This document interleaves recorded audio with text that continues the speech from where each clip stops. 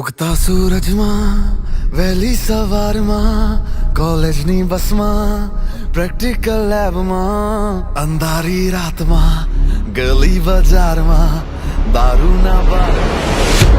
એક દિવસ આપણું નાક કપાવશે, યાદ રાખજે. સાચવજે આનાથી. અમારથી કેન્ટીનની મહેફિલો મિસ થઈ શકે પણ તમારો લેક્ચર ક્યારે નહીં સાહેબ. 12માં કેટલા ટકા આવ્યા હતા? 35.85% સર. હાઈફાઈ છોકરીઓ છે ને, હાઈફાઈ છોકરા માટે હોય, અમારા જેવા સુસ્તીઓ માટે નહીં. 2 મહિનાથી કોલેજ નથી ગયો. શેની 31 સપ્લિમેન્ટરી લગાડી ભાઈ તે? હું છે ને લાફા પહેલા મારું છું ને ઇન્ટ્રોડક્શન પછી આપું છું. અમારી ભૂલ શું છે એ તો કહો. યાદ કરાવું તને તારી ભૂલ. 5 વર્ષથી આ એક જ ક્લાસમાં છે આ બધા. મારા 2 જ વર્ષ ત્યાં છે. Shut up, nonsense! તમે ચિંતા નહીં કરો, હું છું ને આ લોકોની સાથે. એ તો મોટો પ્રોબ્લેમ છે. આપણી માટે પણ કોઈ સ્પેશિયલ હશે. ત્યારે છોકરી નથી જોઈ કે શું? સ્ટુપિડ. Thank you. ન જાણે આંખોને શું થયું.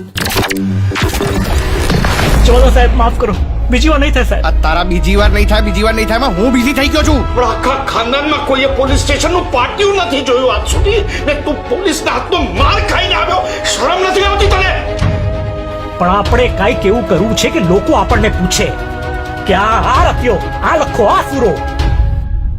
એક નવી લાઈફ આપણી રાહ જોઈ રહી છે, આપણને બોલાવી રહી છે. Hey mate, how are you doing? તારા માટે કુર્તા પાયજામા ને મારા માટે ધોતિયા. ચીટિંગ છે, આ ના ચાલે.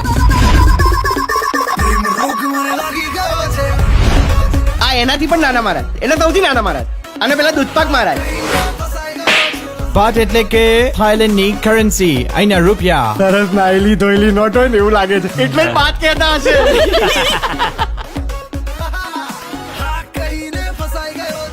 તને ખબર છે આપણી ગુજુ પાર્ટી ખૂણે ખૂણે પોતાની છાપ છોડતી હોય છે ને આપણે પણ છોડવાની છે છાપ. આવું જ રહેશે, આવું જ રહેશે, આવું જ રહેશે, આવું જ રહેશે, આવું જ રહેશે.